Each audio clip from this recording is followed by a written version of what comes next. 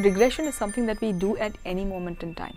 Whenever you speak about something, you have a reference to it. And that reference is regressing, either in this lifetime or coming from somewhere else. I come from India. In India, regression, past life, reincarnation is as common as sleeping, eating, drinking. It's very common. So it's nothing new for us. But regression therapy, yes, specialized techniques for therapy, that is what we needed.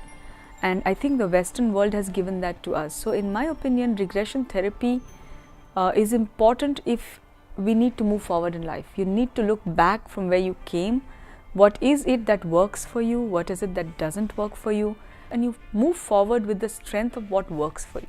Regression is going to the source of your problem. You cannot change the past, but you can change the block emotions. You can change what is holding you. Many of the cases, actually, our clients comes mostly about relationship issues, or they have success problems at their work. Something is blocking, or physical illnesses. It can be any kind of problem, but the regression is really peeling it as an onion. It's about moving, it's about releasing the stuck up parts. Because people come when they feel stuck, either in a belief, a postulate, a thought, energy work. The way regression therapy works, it goes to the point of origin of that issue, wherever it may be, unleashes that potential, helps to move, and movement brings about a change. When you have a problem, actually solution is also in the problem. What we do, we show to the client a solution in the problem. Then you need to go back to the problem. When trauma occurs, it impacts the physical, mental, emotional, and spiritual reality of the person. The problem that happens is we have the neocortex, which is the thinking brain. So we try and make sense of the trauma that occurs. The neocortex that draws a conclusion, and so we make decisions that are polarized. I will never again trust anyone. I'm worthless, I'm not worth having it. And these core beliefs become locked into the physical, mental, emotional reality of the person. So what you have is, you have the trauma, and then it becomes encapsulated in time and space, locked in with the belief that we've established because of the trauma. What we found with regression therapy is that if you go back to just before the trauma occurred, and then you go through the trauma, that breaks up the energy that's impacted.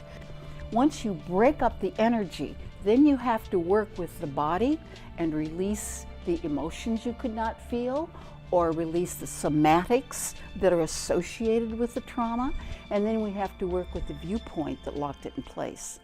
It's a cause and effect relationship. We must get to the cause to completely eliminate the effects. And that's the real strength of regression therapy. The factors that are influencing healing in regression therapy is to help the person to be connected with herself. This is the most important.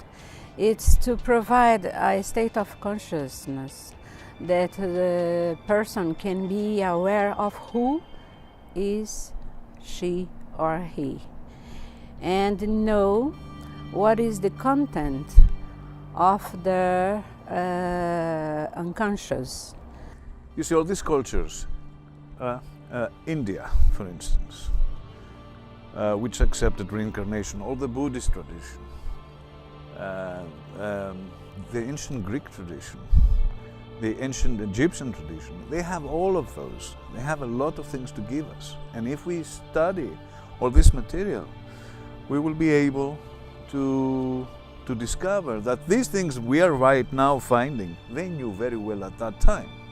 You're not your body, you are a multi-dimensional being with functioning on many different levels at any given moment. And why not explore those levels? Why not explore the most fascinating planet there is, which is yourself?